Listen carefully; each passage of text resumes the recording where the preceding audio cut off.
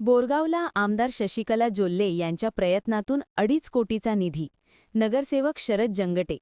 बेळगावी जिल्हा डीसीसी बँकेचे अध्यक्ष माजी खासदार अण्णासाहेब जोल्ले यांच्या सहकार्याने माजी मंत्री व निपाणीच्या आमदार शशिकला जोल्ले यांच्या विशेष प्रयत्नातून बोरगाव शहराच्या विकासासाठी 2.5 कोटीचा निधी मंजूर झाला असल्याची माहिती श्री हाल शुगर संचालक व बोरगाव नगरसेवक शरद जंगटे यांनी दिली.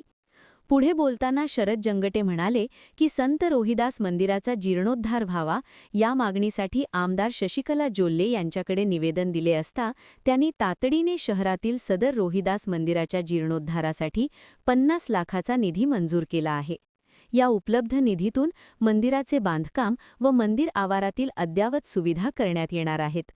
शिवाय शहरातील वॉर्ड क्रमांक 05, ward 06, ward 08, ward 09, ward 10, ward 15, ward 16, ward 17 मधील नगरपंचायतीच्या एकूण जवळपास 8 वॉर्डमधील प्रत्येक विभागात रस्ता व गटारीच्या निर्मितीसाठी जवळपास 2 कोटीचा निधी मंजूर झाला आहे.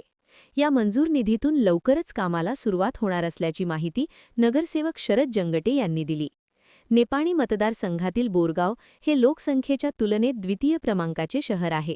त्यामुळे निपाणीबरोबर बोरगाव शहराचाही सर्वांगीण विकास करणे हे जोल्ले दाम्पत्यांचे स्वप्न आहे. त्यामुळे या शहरासाठी आज तागायत कोट्यावधींचा निधी शहराच्या विकासासाठी त्यांनी दिला असल्याचेही नगरसेवक शरद जंगटे यांनी सांगितले.